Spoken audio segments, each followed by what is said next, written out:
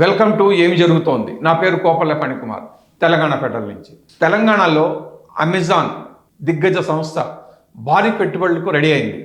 60,000 కోట్లతో ఫ్యూచర్ సిటీలో ఒక డేటా సెంటర్ను ఏర్పాటు చేయబోతోంది. దీనికి సంబంధించి ఈరోజు అంటే బుధవారం మధ్యాహ్నం రేవంత్ రెడ్డి శంకుస్థాపన చేశారు. ఈరోజు శంకుస్థాపన చేసినటువంటి విషయం ఏమిటంటే డేటా సెంటరు నిర్వహించేటువంటి ప్రధాన కార్యాలయం. దీంతోపాటు ఫ్యూచర్ సిటీలో కూడా మరొక 300 ఎకరాలు కూడా ఇవ్వడానికి ప్రభుత్వం రెడీ చేసింది. ఈరోజు ఎక్కడ శంకుస్థాపన జరిగిందంటే రంగారెడ్డి జిల్లా కందుకూరు మండలంలోని మీర్ ఖాన్ పేట గ్రామంలో 120 సర్వే నంబర్లో 48 ఎకరాల్లో ప్రధాన కార్యాలయాన్ని అమెజాన్ నిర్మించబోతోంది. ఈ రోజు నుంచి ఒక 2 సంవత్సరాల లోపు ఈ మొత్తం భవనం అంతా పూర్తి అయ్యి దీంట్లో మిషనరీ కూడా రెడీ అయిపోతుందని అమెజాన్ ప్రకటించింది. దీనికి సంబంధించి జరిగిన కార్యక్రమంలో రేవంత్ మాట్లాడుతూ టాప్ 500 ఫార్చ్యూన్ కంపెనీలను తెలంగాణకు ఆహ్వానించాలన్నది, ఏర్పాటు చేయాలన్నది టార్గెట్గా పెట్టుకున్నట్లు చెప్పారు. అలాగే 500 జీసీసీ అంటే గ్లోబల్ క్యాపబిలిటీ సెంటర్లను కూడా ఏర్పాటు చేయడమే తమ ప్రభుత్వ లక్ష్యంగా చెప్పారు. ఈ జీసీసీ అయినా లేకపోతే ఫార్చ్యూన్ కంపెనీలైనా కూడా ఎంత వేగంగా ఏర్పాటు చేయాలంటే అంత వేగంగా కూడా తాము అనుమతులు ఇస్తాము అని చెప్పారు. అమెజాన్ వెబ్ సిరీస్ సిబ్బందిని, వాళ్ళ మొత్తం టీంని నేను మనస్ఫూర్తిగా అభినందిస్తున్నా. ఎంత తొందరగా మీరు ఇది కంప్లీట్ చేస్తారో, మీకు సంబంధించిన water, power, other all permissions ప్రభుత్వ అధికారులందరూ కూడా ప్రత్యేకమైన శ్రద్ధ పెట్టి మీకు అనుమతులు ఇస్తారు. మీరు వేగంగా విస్తరించండి.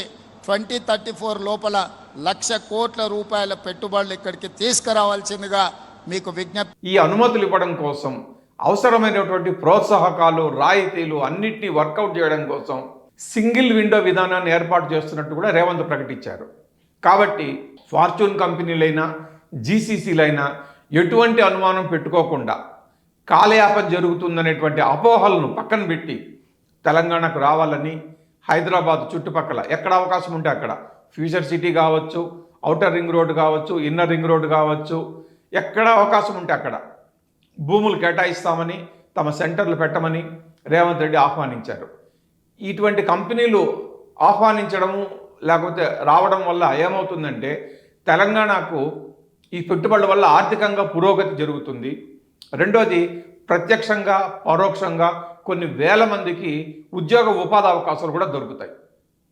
ఒక ఏరియాలో ఒక 10,000 లేకపోతే 20,000 కోట్లతో ఒక పెట్టుబడితో ఒక కంపెనీ వచ్చిందంటే దాని చుట్టుపక్కల ఉన్నటువంటి ప్రాంతం రూపురేఖలు మారిపోతాయన్న విషయం అందరికీ తెలిసింది. కాబట్టి ఇప్పటికే హైదరాబాద్ ఉంది, సికింద్రాబాద్ ఉంది. ఆల్రెడీ ఇదివరకు చంద్రబాబు నాయుడు గారు శంకుస్థాపన చేసి అభివృద్ధి జరిగినటువంటి సైబరాబాద్ కూడా ఉంది. సో వీటి మూడిటికి ధీటుగా తన హయాంలోనే రేవంత్ రెడ్డి ఫ్యూచర్ సిటీని ఏర్పాటు చేయాలి, అది చాలా డెవలప్ చేయాలనేటువంటి గట్టి పట్టుదలతో ఉన్నారు. కాబట్టి రేవంత్ రెడ్డి ఆహ్వానం ఏ మేరకు వర్కౌట్ అవుతుందనేది చూడాలి. Thank you.